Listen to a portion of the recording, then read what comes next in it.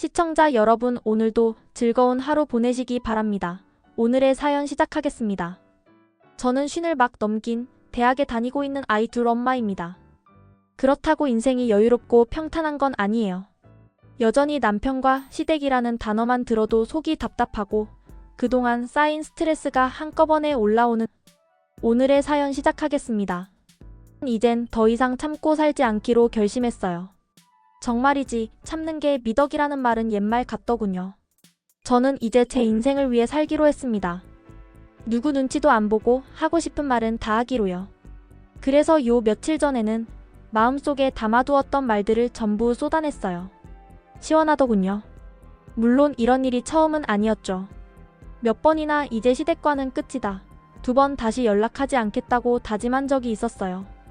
하지만 그때마다 저는 어김없이 마음이 약해졌고 또다시 웃으며 연락을 했고 결국은 원점으로 돌아가더라고요. 솔직히 말해 그 반복이 저를 가장 힘들게 했던 것 같아요.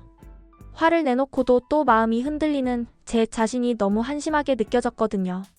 그래서 이번만큼은 다릅니다. 진심으로 다시는 마음 약해지지 않기로 다짐했어요. 절대로 뒤돌아보지 않기로요. 남편 이야기를 하자면 남편은 조그마한 사업장을 하나 운영하고 있어요. 딱히 대단한 회사는 아니고 동네 상가에 있는 작은 규모의 업체죠. 하지만 사람들 만나서 술 마시고 노는 걸 유독 좋아하는 성격이라 신혼 초부터 우리 부부는 숱하게 싸웠어요. 정말 지긋지긋할 만큼 말이죠. 제가 아이를 품고 힘들어할 때도 남편은 일이 바쁘다는 말만 반복했어요. 그리고는 밤마다 술자리를 이어갔고요. 그 시절 저는 외롭고 힘들어도 묵묵히 참았어요. 그땐 저도 아직 젊었고 참으면 괜찮아지겠지, 시간이 해결해주겠지 하는 헛된 기대를 했었죠. 그런데 지금 와서 보니 그건 전혀 해결이 아니었더라고요. 남편은 아이들과 제대로 된 시간을 거의 보낸 적이 없어요. 하루 종일 일터에 있다가 밤늦게 들어오면 아이들이 잠든 뒤였고 주말엔 술 약속이 있다고 또 나가버리곤 했죠. 아빠가 집에 있어도 아이들은 아빠랑은 말이 안 통해라며 슬며시 피했고요. 사실 그 모습을 지켜보는 제가 더 속이 상했어요. 아이들은 자라면서 한 번도 아빠에게 기대어온 적이 없고 아빠에게 같이 놀자고 조르지도 않았어요. 이유요? 어릴 때 아이들이 아빠에게 손을 뻗으면 남편은 그 손을 쳐내듯 외면했거든요. 그 모습이 너무 아파서 저도 아이들에게 아빠는 원래 그래라며 애써 설명했지만 그게 무슨 위로가 됐겠어요. 이제 와서 남편은 달라지려고 해요. 갑자기 아이들 방 문을 두드리고 함께 밥을 먹으려고도 하고 이야기를 나누려 애를 씁니다. 하지만 이미 아이들은 닫아버린 마음을 열 생각이 없어 보여요. 그동안 아이들 마음속에 쌓였던 실망과 상처가 너무 깊으니까요. 어떨 땐 남편이 쓸쓸하게 돌아서며 말해요. 왜 이렇게 아이들이 날 피하지? 그럴 땐 저는 아무 말도 안 해요. 왜냐하면 솔직히 그건 남편 스스로가 가장 잘 알고 있을 거거든요. 아이들의 마음을 외면했던 대가가 지금 돌아오고 있는 거죠. 그게 바로 인과응보라는 겁니다. 저는 지금 이 모든 상황을 그저 바라보고만 있어요. 예전 같으면 아이들과 남편 사이를 어떻게든 중재하려고 애썼을 텐데 이젠 그러고 싶지 않아요. 왜냐면 제가 아무리 노력해도 결국 상처는 아이들과 제가 받게 되더라고요. 이제는 그냥 지켜보기로 했어요. 스스로 깨닫고 변화하지 않는 이상 아무것도 바뀌지 않더라고요. 남편은 사업을 하면서 술자리를 정말 많이 가졌어요. 그때마다 저에게는 늘 똑같은 말만 반복했죠. 사업상 만나는 사람들이야. 이건 어쩔 수 없어. 처음엔 그런가 보다 했어요. 사회생활이라는 게 원래 그런가 싶었고 제가 모르는 영역이겠거니 싶기도 했거든요. 그렇게 그냥 스스로를 설득하면서 묵묵히 이해하고 넘겼던 것 같아요. 하지만 어느 순간부터 이상하다는 생각이 들기 시작했어요. 남편의 카드 사용 내역이 점점 늘어나고 하루 이틀이 아니라 매번 꽤 큰 돈이 술자리에서 나가고 있었거든요. 그게 너무 아깝다는 생각이 들었어요. 단순한 금액의 문제가 아니라 그 돈이면 우리 아이들에게 더 좋은 교육 기회를 줄 수도 있고 여행도 보내고 가정에 필요한 것들을 채울 수도 있었는데요. 남편이 술집에서 쓴 그 돈들을 떠올리면 지금도 속이 뒤집어질 것 같아요. 솔직히 말해서 남편은 단순한 술자리가 아니었어요. 룸사롱. 그런 곳을 아주 밥 먹듯이 드나들었어요. 남편은 당당했죠. 이건 사업상 어쩔 수 없는 거야. 접대야. 정말이지 그 말을 몇 번이나 들었는지 몰라요. 하지만 술값 영수증을 볼 때마다 속이 부글부글 끓었어요. 그 룸사롱 술값만 아껴도 우리 아이들이 얼마나 다양한 걸 배우고 누릴 수 있을까 생각하니 너무 허무하더라고요. 아이들 학원비를 아껴야 할 때도 있었고 장바구니 앞에서 계산기 두드리며 고민한 적도 있었는데 남편은 아무렇지 않게 수십만 원, 수백만 원을 룸에서 쓰고 있었어요. 무엇보다 저는 그 분위기가 정말 싫었어요. 젊은 여자들을 옆에 앉혀두고 웃고 떠들며 술 마시는 모습. 그게 아무리 사업상 접대라고 해도 그 장면 자체가 저에겐 모욕이고 상처였어요. 그래서 싸웠습니다. 정말 수도 없이 싸웠어요. 저는 울부짖으며 말했어요.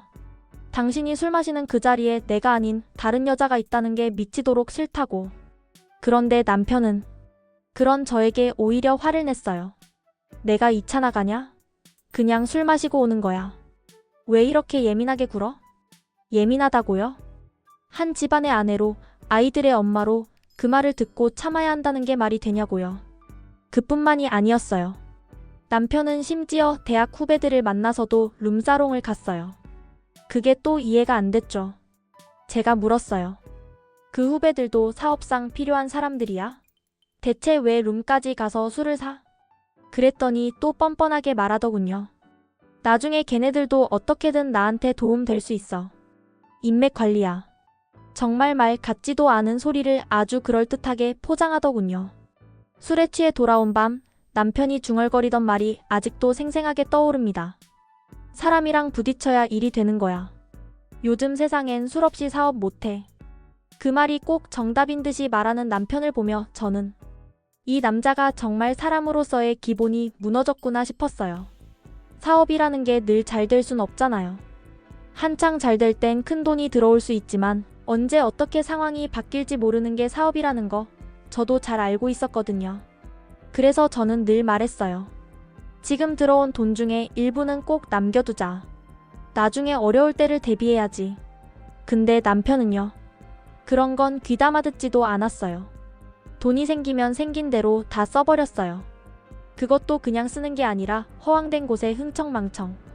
아무런 계획도 없고 아무런 죄책감도 없이 그냥 오늘 좋으면 그만인 사람처럼 돈을 참 쉽게도 썼어요. 그 돈을 버느라 누가 애 키우고 누가 집안일하고 누가 쏙 썩고 있는지는 전혀 관심이 없더라고요. 남편은 늘 내가 번 돈이니까라고 했지만 그 말 자체가 저에겐 칼이었어요. 가정이라는 건 같이 세우는 건데 남편은 늘 혼자서만 세상 바깥을 살았던 사람이었죠. 지금까지 20년이 넘도록 남편과 함께 살아왔습니다.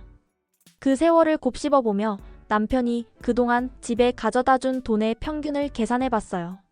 솔직히 말하면 한 달 한 달 따져보면 그냥 평범한 직장인들 월급과 크게 다를 게 없더라고요. 무슨 사업을 한다고 큰 소리는 치더니 결국 가정에 들어온 돈은 쥐꼬리만 했던 거죠. 그래서 제가 40이 다 되어갈 무렵부터 아이들 학원비라도 벌어보자고 밖으로 나가기 시작했어요.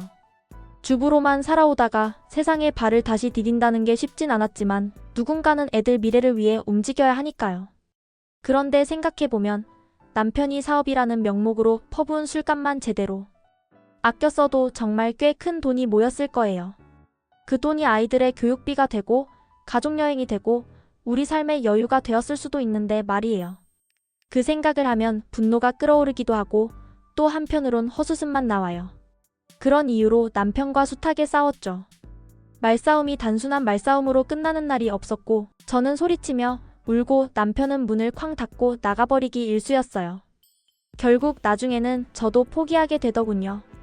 이 사람은 절대 변하지 않을 거야 라고 체념해버린 거죠. 솔직히 이런 말하면 제가 속물처럼 들릴 수도 있지만 가끔은 이런 생각도 들었어요. 남편이 정말 돈을 많이 벌어서 통장을 빵빵하게 채워주는 사람이었다면 룸사롱을 가든 뭐를 하든 그냥 참고 살 수 있지 않았을까 하고요. 남편의 행실이 치사하고 기분 나빠도 적어도 집안 경제가 여유로웠다면 눈 감을 수 있지 않았을까 싶더라고요.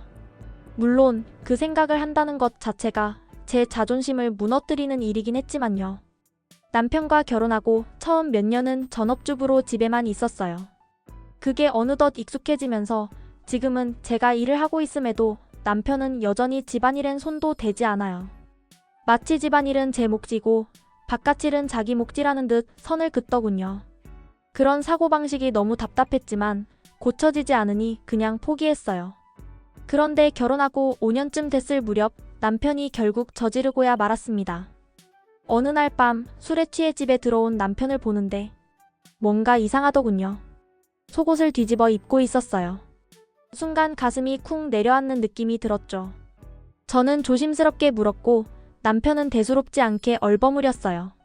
하지만 그날 밤 끝내 저는 폭발하고 말았어요. 2차까지 갔다 온 걸 제 앞에서 들키고도 남편은 변명으로 일관했죠. 그냥 술 마시다 보니 그렇게 된 거야. 실수였어. 정말 그 말을 믿으라는 건지 어처구니가 없더라고요. 저는 그 배신감에 치를 떨며 이혼을 언급했어요. 정말 이 인간과는 못 살겠다는 생각밖에 안 들었거든요. 너무 괘씸하고 너무 더러워서요. 그래서 시어머니께 찾아가 얘기를 했어요. 이제 못 살겠습니다. 끝내고 싶어요. 그런데 돌아온 시어머니의 대답은 지금 생각해도 소름 끼쳐요. 남자가 사업하다 보면 그럴 수도 있는 거야. 그게 여자한테 마음 줘서 그런 건 아니잖아. 그 말에 저는 할 말을 잃었습니다. 그때 저는 너무 어리고 멋모를 때라 제대로 반박도 못했어요. 그냥 그 자리에 얼어붙은 사람처럼 앉아 있었죠. 하지만 지금 같았으면요? 저는 절대 가만 안 있었을 겁니다. 아들이 한 짓을 감싸려고 여자가 모욕을 당해도 된다는 그 사고방식, 그게 얼마나 끔찍하고 잘못된 건지 제가 똑똑히 보여줬을 거예요. 신우도 마찬가지였어요. 남편이 사업을 하니 신우 역시 그런 상황을 알았겠지만 오히려 저를 탓하더라고요. 결혼이 영화인 줄 알았어? 현실은 다 그래. 너는 너무 순진해서 문제야. 라며 저를 비웃듯 말했어요. 제가 현실을 모르는 사람인 것처럼, 철없는 여자인 것처럼요. 그런데 신우는요, 남편이 사업으로 돈이라도 잘 벌어다 줘요. 그럼 이해라도 할 수 있겠죠. 고모부는 벌이가 좋으니까요. 하지만 제 남편은요, 그렇게 많은 술값과 접대를 해댔으면서도 정작 돈은 벌어오질 못했어요. 그러니까 저는 더 억울하고 화가 났던 거예요. 누구는 돈이라도 챙기면서 참고 사는데 저는 돈도 못 받으면서 인격 모독만 당하고 있으니 말 다 했죠. 그 이후로는 남편과 제대로 된 부부관계를 가진 적이 거의 없어요. 아니, 갖고 싶지도 않았어요. 남편이 다가오면 숨냄새만으로도 역겨워서 몸이 움츠러들 정도였어요. 정말 가까이 오는 것조차 싫었습니다. 그리고 무엇보다 제 가슴에 가장 큰 상처로 남은 건 시어머니의 말이었어요.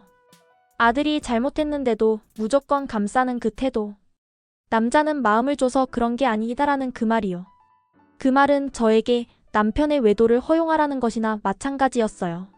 그날 이후 저는 시어머니에 대한 신뢰도, 존경도 모두 내려놓게 되었어요. 언제부턴가 저는 남편에게서 마음을 완전히 걷어버렸어요. 처음에는 그렇게 살면 안 되는 거라고, 그래도 부부인데 어느 정도는 관심을 가져야 하지 않겠냐고 스스로를 다독여보기도 했지만 이젠 그런 생각조차 들지 않더라고요. 오히려 관심을 두지 않으니 마음이 좀 편해졌어요. 애써 부부관계 회복하려 노력하느라 제가 더 상처만 받았다는 걸 깨달은 거죠. 차라리 서로 그냥 무관심하게 사는 게 저라는 사람이 살아남을 수 있는 유일한 방법이라는 걸 깨달았어요. 누군가는 그렇게 말할지도 몰라요. 그럴 거면 왜 이혼을 안 해? 라고요. 그 질문 저도 스스로 수도 없이 던져봤어요. 그리고 주변 사람들도 똑같이 물어봤죠. 왜 참고 사냐? 왜 끊어내지 못하냐? 결단력 없는 거 아니냐는 말도 참 많이 들었어요. 뭐 솔직히 할 말은 없습니다. 그런 말들 다 맞아요. 하지만 이혼이요, 그렇게 간단한 일이 아니더라고요. 저도 몇 번이나 결심하고 움직였어요. 서류를 꺼내들고 법원까지 찾아갔던 적도 있었습니다. 그런데 이상하게도 막상 그 문턱을 넘기 직전이면 마음이 약해지더군요. 무섭기도 하고 막막하기도 하고 아이들 생각도 나고요. 그래서 그렇게 매번 흐지부지 됐어요. 마음은 이혼하고 싶다고 소리치지만 몸은 그 결정을 끝까지 밀어붙이지 못했어요. 결국 저는 지금도 그 사람과 한 집에 살고 있고 이름은 여전히 부부지만 마음은 아주 오래전에 따로 살고 있는 중이죠. 그래서 전 그냥 정한 기준대로만 살고 있어요. 시댁에도 마찬가지예요. 돌이라는 이름으로 해야 할 만큼만 하고 그 이상은 하지 않아요. 전에는 시댁 식구들이 이런 제 태도를 못마땅하게 여기면서 잔소리도 많이 했어요. 뭐가 그리 불편하냐? 왜 예전처럼 하지 않느냐? 표정이 왜 그러냐? 등등. 근데 제가 계속 묵묵히 무덤덤하게 반응하니까 어느 순간부터는 그 사람들도 말이 줄더라고요. 포기한 건지 체념한 건지 아니면 자기들끼리 뭔가 깨달은 건지는 모르겠지만요. 사실 저는 그게 더 편했어요. 애초에 마음도 없는데 겉으로만 웃는 척 연기하는 게 더 고역이었거든요. 그런데 얼마 전 시댁에 일이 하나 터졌습니다. 남편이 시댁에 불려가더니 얼굴이 굳은 채로 돌아왔더라고요. 처음엔 무슨 일인지 묻지 않으려 했어요. 어떻게 보면 내 알바 아니라는 생각도 있었고요. 하지만 남편이 괜히 찜찜한 표정으로 며칠을 지내는 걸 보니 저도 궁금하긴 하더라고요. 그래서 물었죠. 무슨 일이야? 무슨 일 있었어? 처음엔 대답을 피하더니 며칠 지나고 나서야 겨우 입을 열더라고요. 알고 보니 고모부가 술집 여자와 바람이 났다더군요. 그것도 그냥 바람이 아니라 아예 오피스텔까지 얻어주고 생활비까지 대주며 두 집 살림을 했다는 거예요. 그 얘기를 듣고 정말 기가 막히더군요. 고모부가 뭐 돈이 넘쳐나는 재벌도 아니고 그냥 조금 벌긴 하지만 겨우 유지하는 수준이라는 걸 저도 알고 있었거든요. 그런데 그런 사람이 두 집 살림을? 말 그대로 한심했어요. 가정을 책임져야 할 사람이 저지른 일치고는 너무도 경솔하고 뻔뻔한 행동이었어요. 그 이야기를 들으면서 저는 자연스럽게 예전 일이 떠올랐어요. 남편이 2차까지 가서 뒤집어 입은 속옷으로 들어왔던 날, 그리고 그 일이 발각되었을 때 신우가 했던 말들요. 남자 사업하는 사람은 그럴 수도 있지. 넌 너무 순진한 거야. 결혼은 현실인데. 넌 영화나 드라마만 본 것 같아라며 저를 우습게 보던 그 표정이 아직도 생생해요. 그런데 이제는 그 신우가 고모부랑 싸우고 집을 나와서 시댁에 들어와 있다더라고요. 그 얘기를 듣는 순간 정말 뭐랄까 웃음이 나더군요. 아주 고소했어요.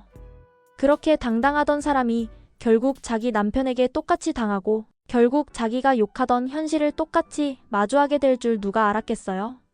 물론 남의 불행을 보고 웃는 건 잘못된 일일 수도 있죠. 하지만 저에겐 그 순간이 조금은 속이 시원했던 순간이었어요.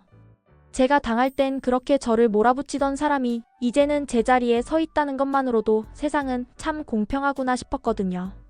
어느 날 남편이 무심한 듯 말하더군요. 오늘 매형이 누나 데리러 시댁으로 온대. 부모님이 오라고 하셔서 좀 다녀오려고. 순간 저는 가만히 있을 수 없었어요. 같은 여자로서, 아니, 같은 사업하는 남편을 둔 아내로서 고모부의 그런 행동에 분노가 치밀었거든요. 나도 같이 가자. 누나한테 뭐라도 해주고 싶어. 그렇게 저는 남편과 함께 시댁으로 향했어요. 집에 도착하자 신우는 소파에 앉아 거의 넋이 나간 사람처럼 말 그대로 다 죽어가는 환자 같은 모습으로 앉아 있었어요. 그 얼굴을 보는 순간 아무리 평소에 갈등이 있었던 사이였어도 마음 한구석이 짠하더라고요. 저와 신우는 따로 조용히 앉아서 이런저런 이야기를 나눴어요. 말이 통하더군요. 결국 우리 둘 다 사업하는 남편이라는 공통된 골칫덩어리를 짊어진 처지였으니까요. 그 순간만큼은 진심으로 동병상련이 느껴졌고 제가 당했던 일들이 하나씩 떠올랐어요. 그리고 동시에 지금 신우가 겪는 이 모멸과 상처를 저는 그보다 훨씬 전에 겪었었다는 사실도 말이죠. 얼마 지나지 않아 고모부가 집에 들어섰습니다. 들어오자마자 큰 소리로 외쳤어요. 장모님, 죄인 왔습니다. 무릎이라도 꿇을 기세였죠. 집안 분위기는 냉랭함을 넘어 차가웠습니다. 아버님은 눈을 마주치지 않고 입을 꾹 다문 채 앉아 계셨고 어머님은 그 연세에도 불구하고 눈을 부릅뜨고 고모부를 향해 소리를 지르기 시작하셨어요. 가정 있는 남자가 어떻게 그런 짓을 할 수 있어? 미쳤어? 제정신이야? 딸 가진 엄마 마음도 모르고. 정말 난리도 그런 난리가 없었어요. 어머님의 고함 소리는 마당 밖까지 울려 퍼질 정도였고 고모부는 고개를 숙인 채 아무 말도 못하고 서 있었죠. 어머님은 심지어 이렇게까지 말씀하셨어요. 이대로 딸을 너한테 못 돌려보내겠다. 당장 이혼해도 나는 말리지 않을 거야. 그 순간 저는 머릿속이 하얘졌습니다. 아니, 이게 누구 말이더라? 이분, 그 옛날 제 남편이 바람 피우고 2차 갔다가 들켰을 때는 뭐라 그랬더라? 그때 어머님은 분명 저한테 이렇게 말하셨죠. 남자는 여자한테 마음 줘서 그러는 건 아니야. 사업하다 보면 그럴 수도 있어. 그런데 이번엔 그럴 수도 있다는 행동을 자신의 딸이 당하고 나니까 눈에서 불을 내뿜고 있는 모습. 이게 바로 내로남불 아니고 뭐겠어요? 그때 저는 참을 수 없었습니다. 마음속에서 뭔가가 폭발하듯 끓어오르더군요. 그래서 고모부를 바라보며 말했어요. 고모부, 제가 평소에 고모부 정말 존경했어요. 조용하고 책임감 있는 분이라고 생각했는데 어떻게 형님을 두고 이런 일을 저지를 수가 있어요? 그 말에 고모부는 고개를 더 푹 숙이며 말하더군요. 처남댁을 볼 면목도 없습니다. 정말 죄송합니다. 그 순간 저는 천천히 고개를 끄덕였어요. 그리고 그에게 이렇게 말했죠. 아니요, 저한테까지 죄송하실 건 없어요. 저는 이제 이해해요. 사업을 하시다 보면 그럴 수도 있는 거잖아요. 남자가 여자랑 그러는 게 마음을 줘서 그런 게 아니니까요.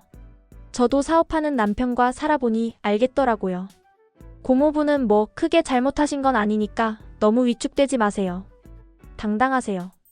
남자는 그럴 수도 있는 거니까요.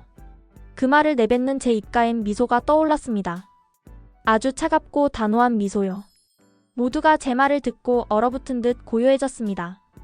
신우는 제 얼굴을 쳐다보지도 못했고 시어머니는 입을 꾹 다문 채 아무 말도 못하셨어요. 고모부는 제 말이 무슨 뜻인지 모른 채 그저 얘만 되뇌고 있었죠. 그 순간 저는 속으로 이렇게 외쳤습니다. 이제 좀 공평해졌네. 어머니는 제 말을 듣자마자 눈을 부릅뜨며 제게 소리를 지르셨어요. 그게 무슨 말이냐. 말도 안 되는 소리 하지 마. 하지만 저는 지지 않았습니다. 어머님, 예전에 영아빠가 술집 여자랑 자고 들어온 날 기억하세요? 그때 어머님도 형님도 저한테 뭐라고 하셨는지 아직도 생생하게 기억나요. 남자는 그런 실수할 수 있다. 그게 마음이 있어서 그런 건 아니다. 사업하다 보면 그럴 수도 있다고 그 말씀 잊으셨어요? 그 말을 듣자 어머니는 얼굴을 붉히더니 그건 상황이 다르다며 말꼬리를 바꾸시더군요. 그건 그냥 하룻밤 실수였잖아. 고모부는 두 집 살림을 차리고 생활비까지 대줬다며. 어떻게 그걸 똑같다고 해. 정말 웃기지도 않았어요. 그래서 저는 정색하고 말했죠. 그러니까요. 고모부는 돈이라도 많이 벌잖아요. 남편보다 몇 배는 더 벌어다 줘요. 그렇게 돈 많이 벌려면 얼마나 스트레스가 심하겠어요? 사업상 그 정도는 이해해줘야 하지 않겠어요? 형님도 그 돈 덕에 얼마나 편하게 살았어요. 어머님도 늘 고모부 칭찬하셨잖아요. 명절 때마다 고모부가 드린 봉투 자랑도 하셨고요. 그런 고모부니까 사업하면서 이 정도쯤은 눈 감아드려야 하지 않겠어요? 그 순간 어머님 얼굴이 경직되더군요. 형님은 고개를 푹 숙인 채 울먹이고 있었고요. 저는 형님을 향해 한 번 더 말했어요. 형님, 남자라는 존재는 사업하다 보면 이렇게도 저렇게도 얽히게 되는 거잖아요. 형님도 이제 아시겠죠? 저도 그런 남편이랑 살아봤으니까요. 고모부가 이 정도 일로 인생 무너져야 할 정도로 큰 잘못은 아닌 것 같아요. 마음 준 것도 아니고 그냥 스트레스 풀다 보니 그랬을 수도 있는 거잖아요. 그리고는 한 발 더 나아가서 어머님을 똑바로 바라보며 말했어요. 고모부가 돈도 벌고 사람도 챙기고 형님도 잘 먹여 살리잖아요. 그 정도 남편이면 뭐 이 정도는 이해해야죠. 고모나 저나 나이도 있고 세상 물정도 좀 아는데 남자들의 사회생활이 그렇게 단순한 게 아니라는 거 이젠 아셔야죠. 이해 못하고 속 좁게 굴면 고모부가 어떻게 마음 편하게 사업을 하겠어요? 말을 마치고 저는 남편을 향해 고개를 돌렸어요. 당신도 내 말 틀렸다고 생각해? 당신도 사업하는 사람이잖아. 이 말이 틀린 건 아니지? 남편은 아무 말도 하지 못한 채 저를 바라보다가 결국 시어머니가 소리치셨습니다. 영희 아빠, 너 당장 저 여자 데리고 집에서 나가. 하지만 저는 가만히 있지 않았어요. 그 소리를 듣자 곧장 맞받아쳤습니다. 어머님, 아들이 그랬을 땐 저한테 이해하라고 그렇게 하시더니 이제 딸이 똑같은 꼴 당하니까 왜 이러세요? 며느리도 친정에 가면 귀한 딸이에요. 저도 우리 엄마한테 이런 얘기 못했어요. 엄마가 상처받을까봐. 근데 형님은 부모님 속상하실 것 뻔히 알면서 친정에 들어오셨네요. 전 그런 선택한 적 없어요. 어머님의 입이 딱 다물리더군요. 그때 저는 마지막으로 말했어요. 어머님, 지금처럼 딸 편만 들어주시다 보면요. 딸 부부 진짜 갈라섭니다. 지금 당장 형님 혼 좀 내시고 고모부랑 같이 집에 돌아가게 하셔야죠. 딸이 귀하면 며느리도 귀한 법이에요. 그런 건 형평성 있게 하셔야지 편들고 감싸는 건 부모님 역할 아니잖아요. 시댁 식구들은 하나같이 멍한 표정으로 저를 바라봤어요. 형님은 입을 꾹 다물고 아무 말도 하지 않았고 어머님은 눈동자만 굴리며 고개를 숙이셨죠. 고모부는 고개를 끄덕이며 말했어요. 예, 처남댁. 제가 잘 수습해서 형님 모시고 돌아가겠습니다. 그래서 저는 그에게 마지막으로 한마디 했어요. 예전에 어머님이 하셨던 말씀들, 그리고 형님이 저한테 했던 말들 그거 생각하시면 지금 상황이 그렇게까지 걱정하실 건 아닐 거예요. 조금만 고개 숙이고 기다리세요. 그럼 다시 다 잘 풀릴 겁니다. 고모부 힘내세요. 그 말을 끝으로 남편이 제 손을 잡고 저를 데리고 나왔어요. 말이 좋아 손을 잡은 거지 거의 끌다시피 하더군요. 집으로 돌아오는 길 저는 차 안에서도 아무 말이 없었어요. 그냥 가슴이 너무 시원해서 너무 후련해서 말이 안 나왔어요. 그날 밤 진심으로 잠이 오지 않을 정도였어요. 머릿속이 뜨거웠거든요. 그런데 다음 날 문득 예전 시어머니와 신우가 저에게 했던 말들이 다시 떠오르더군요. 그 말들이 생각나니까 화가 또 치밀어 오르기 시작했어요. 어떻게 그럴 수 있었을까? 내가 당했던 건 아무것도 아니었던 걸까 싶었어요. 그 뒤로 저는 결심했어요. 이젠 시댁의 기본적인 도리조차 하지 않겠다고요. 예전처럼 명절 준비도 전화 한 통도 그 어떤 노력도 하지 않을 겁니다. 그리고 남편과는 이혼을 진지하게 생각하고 있어요. 주변에선 누구는 그냥 참고 살라고도 하고 누구는 지금 당장 정리하라고도 하더라고요. 그래서 마음이 많이 흔들려요. 부모님이 상처받을까 봐 친정엔 아직 말도 못 꺼냈는데 이렇게 익명의 공간에라도 제 얘기를 쏟아내니 그나마 속이 좀 풀리는 것 같아요. 여러분 같으면 어떠시겠어요? 저 같은 상황이라면 어떤 선택을 하시겠어요? 진심 어린 조언 부탁드립니다.